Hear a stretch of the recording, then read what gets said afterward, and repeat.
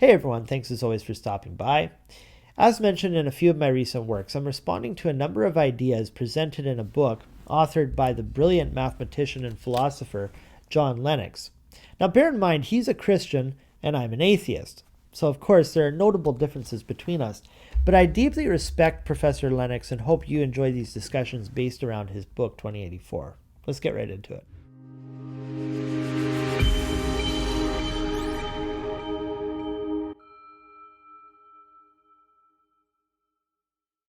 Hey guys, so this book 2084 is all about the progress of artificial intelligence.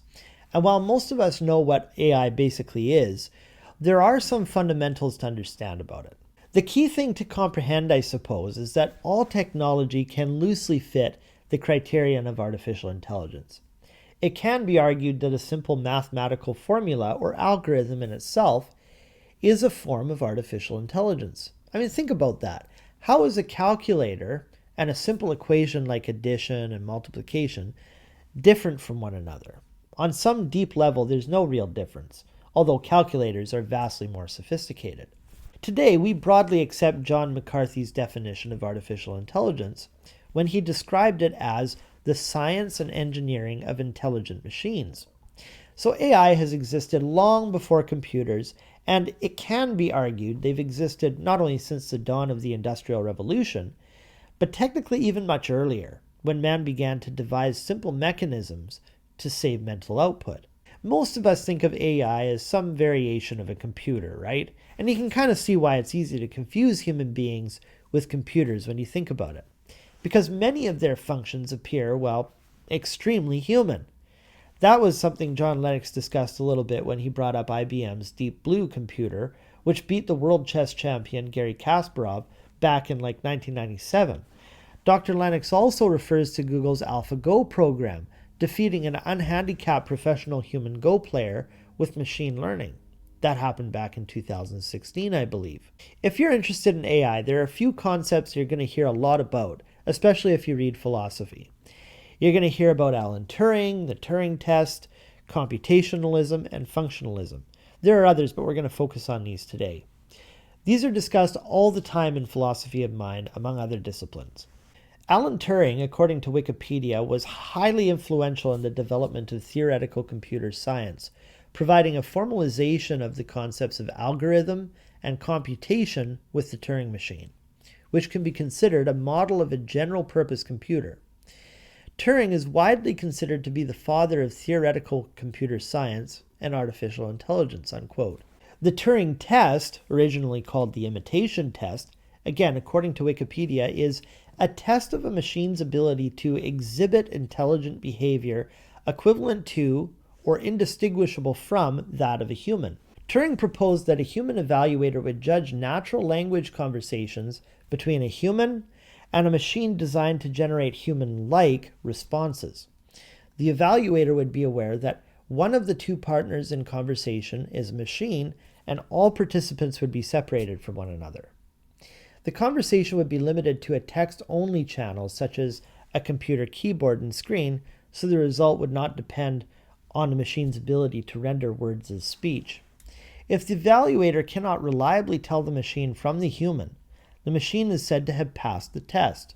The test results do not depend on the machine's ability to give correct answers to questions, only how closely its answers resemble those a human would give, unquote. And this has become the bane of philosophers. Perhaps most notable is John Searle's Chinese room thought experiment. I'm not going to detail it here, but questions arising from the Chinese room have sparked considerable debate in the realms of philosophy and computer science, giving rise to what's been called computationalism and functionalism. Stop right there. Hold up. All right, peeps, so I'm just going to interrupt for a second right here. I want to show you something. You see that ratio? Look at that. 86%. 86 freaking percent of you watching are not subscribed. Why don't you like me? What are you even doing anyways? So the next time we see this little animation, what are we going to do? Damn straight. Okay. I hate to have to set you straight like that, but it's for your own good. I don't want to have this conversation again, you understand? Anyways, as I was saying, Computationalists and functionalists loosely hold consciousness to be emergent from a physical mechanism, biological or otherwise, having the capacity for intelligence or intelligent behavior. Functionalists basically add that if something exhibits intelligent behavior, then internal subjective experience is pretty much irrelevant. The damn thing passes as conscious and satisfies the Turing test. End of discussion.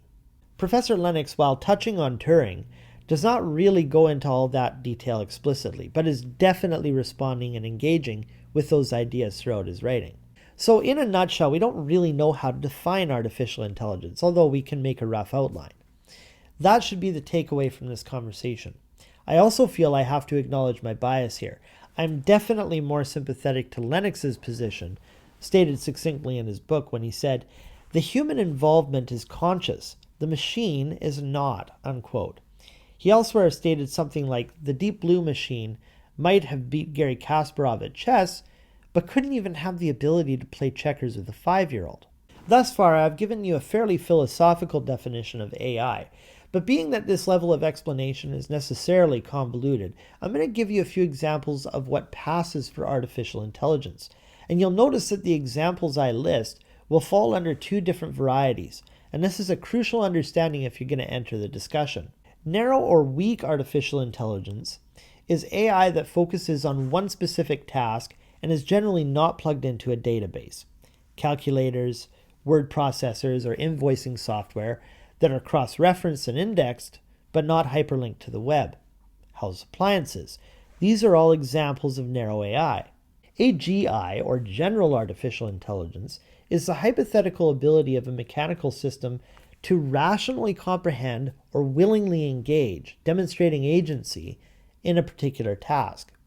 Now, before people attack me in the comments, this definition is meaningless if you're a computationalist or functionalist who holds that the carrying out of the task is synonymous with comprehensively engaging with the task, just as a human or biological organism does when it shows a capacity of understanding for what it's doing.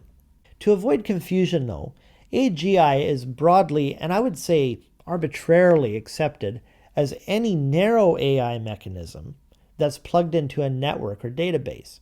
GPS, multiplayer games, and YouTube's algorithm are all pretty much universally accepted as artificial general intelligence. Think of that word processor again.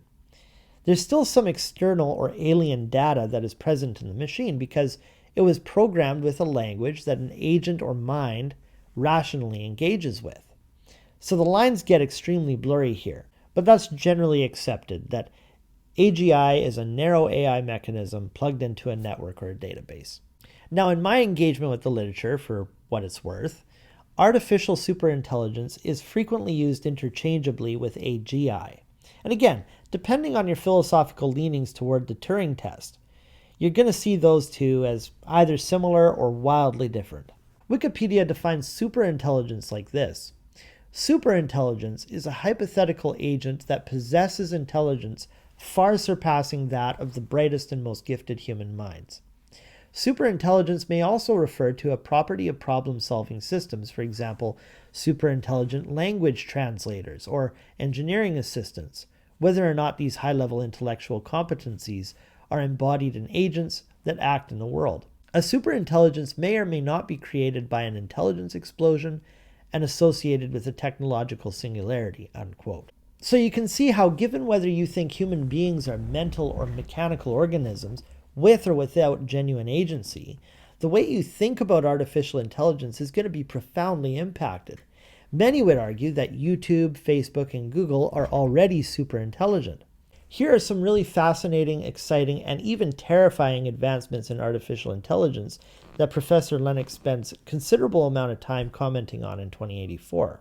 He mentions Amazon's algorithm, which is much like YouTube's. It watches which products consumers have purchased and can statistically predict your personal taste and spending habits. It then proceeds to suggest them to you based on such information. Other computer-based algorithms sort through a compendium of job applications and can predict which candidates will be best suited for a particular position. In medicine, AI is very exciting because a database containing potentially millions of x-rays, together with cutting-edge medical analysis, can make extremely accurate diagnoses even better than our most skilled physicians typically can. I'm going to be discussing a lot more about medical uses of AI coming up in other works. In fact, I was recently invited to review an advanced reader's copy of a book written by David Goldblum that'll be published in the beginning of May. He goes into impressive detail about this and also speaks about some incredible app-based and wearable technology, so check back for that.